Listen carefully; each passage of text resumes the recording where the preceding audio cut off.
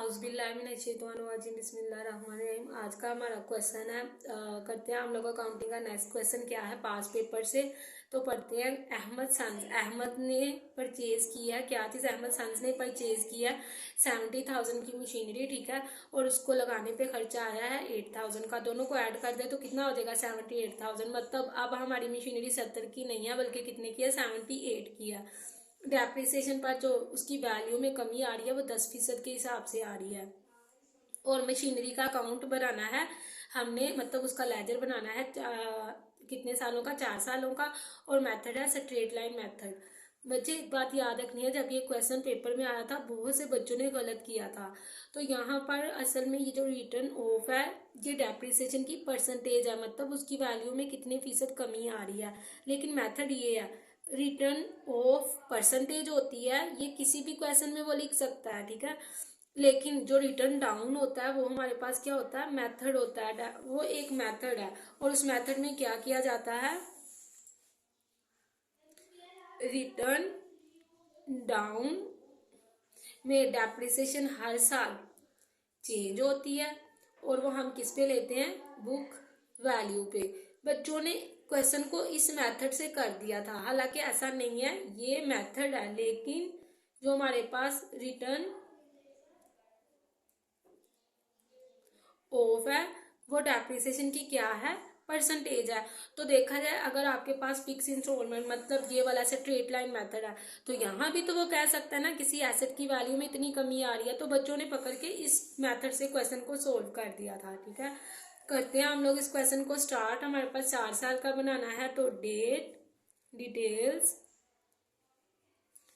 Amount, इसी तरीके से डेट, डिटेल्स, अमाउंट। यहाँ पर हम क्या कर रहे हैं, मशीनरी का लेजर बना रहे हैं। सबसे पहले हमने सोचा हमारे पास मशीनरी हमने खरीदी, वो डेबिट साइड की तरफ आई और हमने उसके पैसे या तो कैश की सूरत में दिए या फिर बैंक की सूरत में दिए।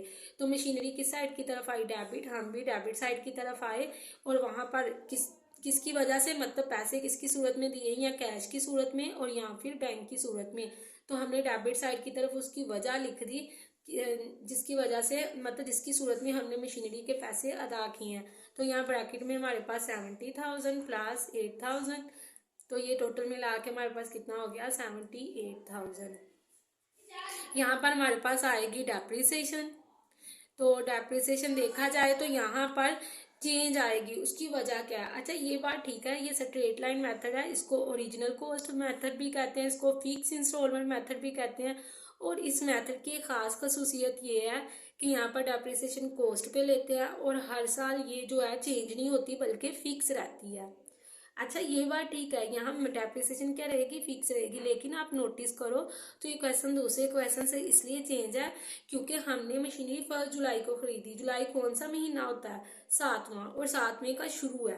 तो देखा जाए ये मशीनरी कितने महीने इस्तेमाल होगी, हमारे पास 6 महीने इस्तेमाल होगी। अगर यहाँ पर साल महीने का एंड लिखा होता ना तो फिर हम जुलाई को भी बाहर निकाल देते, तो बाकी कितनी बात जाती, 5 महीने की डेप्रिसिएशन। लेकिन इस क्वेश्चन में कितने की लेंगे, 6 की, ठीक है। अब हम 6 माह की डेप्रिसिएशन लेंगे, इसका मतलब है पहले साल की चेंज आएगी, बाकी सालों की सेम आएगी। क्योंकि अगर 6 माह की ली जाए और साल की ली जाए तो इसका मतलब दोनों चेंज तो होंगी ना। तो यहाँ लिख देते हैं बैलेंस हमारे पास है क्लोजिंग और ये हो गया टोटल। तो हम ले लेते हैं, कैसे लेंगे, 78,000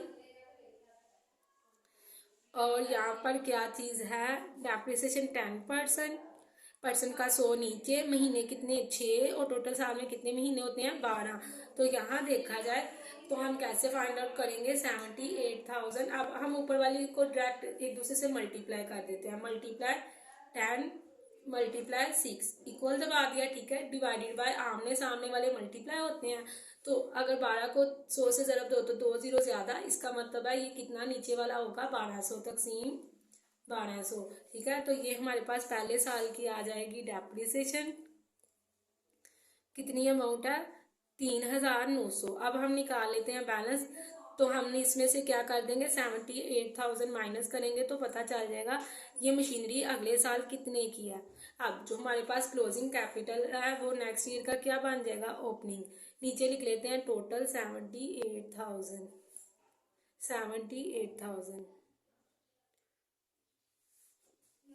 नेक्स्ट हमारे पास क्या है, हम नीचे उतार लेते हैं बैलेंस बिगनिंग। तो ये वाला बैलेंस यहाँ उतार लेंगे, मतलब अगले साल मशीनरी जो है 78,000 की नहीं रही, बल्कि जो हमारे पास बैलेंस है उतने की है। अब यहाँ हम सोचेंगे कि डेप्रिसिएशन किस पे लेंगे, तो हमें अच्छे से याद होना चाहिए कि हमारे पास मेथड कौन सा है, फिक्स इंस्टॉलमेंट मतलब स्ट्रेट लाइन मेथड। तो डेप्रिसिएशन हमेशा किस पे लेते हैं इस मेथड पे, कॉस्ट पे। कॉस्ट का मतलब होता है हमने कहाँ पे सबसे पहले मशीनरी को खरीदा था, यानी हमारे पास कैश या बैंक कहाँ पे आया था। अब हमने बात क्या की है, जब हम पैसे देंगे यहाँ तो कैश की सूरत में देंगे या चेक की सूरत में, तो कहाँ सबसे पहले आया, यहाँ पे आया। इसका मतलब है हम दोबारा से इस पे डेप्रिसिएशन लेंगे। लेकिन आप बच्चे ये वाला प्रोसीजर बिल्कुल भी नहीं करेंगे, क्योंकि अगर 12 साल में पूरे कितने होते हैं, 12 महीने, 12 को 12 पे तकसीम करो तो कितना आ जाएगा, 1। इसका मतलब है यहाँ पर अब ये वाला प्रोसीजर नहीं करना, और सिर्फ इतनी सी ये चीज़ हमने करनी है, ठीक है। दोबारा से हम इस पर डेप्रिसिएशन लेंगे तो 10 क्या हो जाएगा, कट जाएगा। तो यहाँ भी देख लेते हैं 78,000 मल्टीप्लाई 10 डिवाइडेड बाय 100, तो 10 कम आएगा, सिर्फ इतनी सी बात है। और हम इसको इस तरीके से भी लिख सकते हैं, ये 6 माह की डेप्रिसिएशन है, और अगर 6 मतलब साल में कितने बन जाएंगे, ये हमारे पास ये बनेंगे 2। तो अगर हम लोग ये इसको मल्टीप्लाई कर देते हैं 2 के साथ, ठीक है, 6 महीने मतलब 2, इसको 2 के साथ मल्टीप्लाई कर दिया तो भी यही चीज़ आएगी। अब नेक्स्ट हमारे पास है बैलेंस कैरी डाउन, ठीक है। हम यहाँ पर कैसे उतारेंगे, 74,1 जो हमने बैलेंस रखा हुआ उसी में से हम माइनस कर देंगे 7800, तो ये हमारे पास नेक्स्ट बैलेंस आ जाएगा 66,300। तो यहाँ पर लिख लेते हैं फिर से टोटल। अब 74,100, 74,100, नेक्स्ट फिर से उतार लेते हैं बैलेंस। तो हमारे पास बैलेंस फिर से कौन सा आएगा, बिगनिंग बैलेंस। बिगनिंग बैलेंस में फिर से 66,300। अब हमने फिर से डेप्रिसिएशन लेनी है। हम नोटिस करें तो पूरे साल की ही नेक्स्ट ईयर की भी आएगी, सिर्फ पहले साल 6 महीने इस्तेमाल हुई थी।